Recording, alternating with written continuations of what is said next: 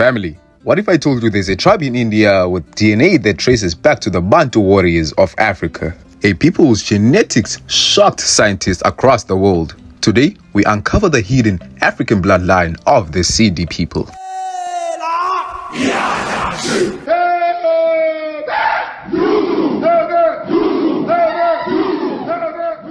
Today, we travel across the Indian Ocean, across centuries of trade, migration, struggle, and survival to uncover a community many have never heard of but few truly understand, the Sidi people. The Sidi are also known as Habshi or Shidi, are one of the most unique communities in Asia. Most of them live in India, Pakistan, and some parts of Sri Lanka, yet their story begins far away, deep in the heart of Bantu Africa.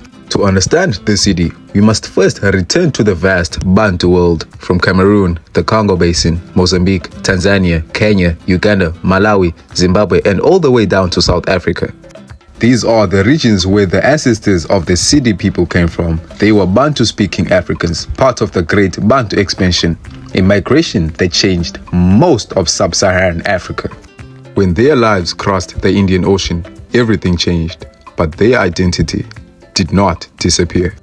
The Indian Ocean has connected Africa and Asia for thousands of years. Long before the Atlantic slave trade, Africans and Asians were already in contact. The Sidi were brought to South Asia through several routes, as sailors hired by Arabs and Portuguese traders, as merchants traveling with African trading communities, as soldiers brought by local kings admired African strength and loyalty, and tragically, as enslaved people transported across the Indian Ocean for centuries. Whether they came by force or by choice, the Sidis carried the spirit of their Bantu ancestors with them. They brought their music, their rhymes, their dances, their spirituality, and their warrior traditions.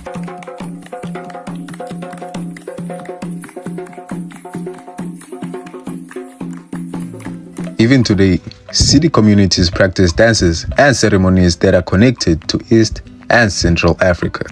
The Ngoma drum dances are nearly identical to those found amongst Amazulu, Makonde, Yawo, Karanga, Baganda, Bemba, Tsonga, and many other Bantu ethnic groups. The Sidi did not just survive. They ruled. They became military generals, elite bodyguards, experts in naval warfare, administrators and governors. The famous Sidi rulers of Janjira in Western India controlled one of the most powerful sea fortresses in the region. European empires failed to conquer them. The Portuguese, the Marathas, and even the British all struggled to defeat the Sidi of Janjira.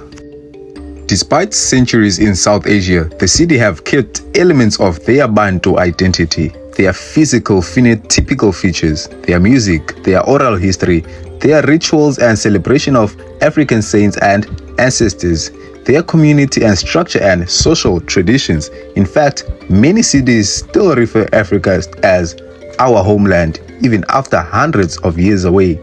And when you compare their dances, you hear the same heartbeat you find across many other Bantu ethnic tribes. Let's look at the genetic makeup of the Sidi people. Who are they? Where do they come from? Who are they genetically related to here in Africa? Contrary to false claims and false beliefs that Sidi people descend from Ethiopians and Somalis, which is a lie, the Sidi people come from the Bantu people. So let's look at their genetic makeup and their haplotypes. Modern day genetics has confirmed that the Sidi are a branch of the East African Bantu peoples. Their haplotypes, both the paternal and the maternal, tell a clear story. On the male side, the most powerful signal of the most famous African haplotype, haplogroup E1B1A, also known as AM2. This lineage is a genetic signature of Bantu-speaking peoples across Central, Eastern, and Southern of Africa. In the Sidi, this haplogroup dominates. It directly traces them to the Bantu peoples such as the Makonde, the Yawo, the Zaramo, and the Karanga. The maternal DNA tells an even stronger story. Most Sidi women descend from African haplogroups L1, L2, and L3, the oldest mitochondrial lineages on Earth. These are the same lineages found among African communities from Mozambique, Tanzania, Congo, Angola, and Kenya. This genetic fingerprint shows that many Sidi ancestors were from African women who traveled across the Indian Ocean. The African ancestry among the Sidi is about 60% to 75% African, 20% to 35% South Asian, 1% to 5% Middle Eastern. This blending happened over generations as the Sidis integrated into Indian society while holding on to their African heritage. When you look back at their haplotypes, the message is loud and clear. The Sidi are not just African, they are Bantu descendants. Their DNA connects them directly to the same Bantu people who migrated across Africa thousands of years ago. The same people whose descendants live today in South Africa, Zimbabwe, Mozambique, Tanzania, Congo, Zambia, Kenya, Rwanda, Angola. The story of the Sidi is a story of survival, identity, and cultural blending. Their haplotypes keep the memory of their ancestors alive, ancestors who crossed oceans, built new communities, and left behind a legacy that still beats in their DNA. If you want more videos like this connecting African genetics, Bantu tribes, and diaspora history, make sure to like, subscribe, comment down below which Bantu tribe you'd like me to talk about.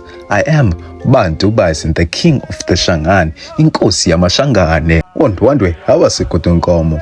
Proudly representing my tribe, Amashangane, Abasekudunkomo, the Gazankulu Kingdom.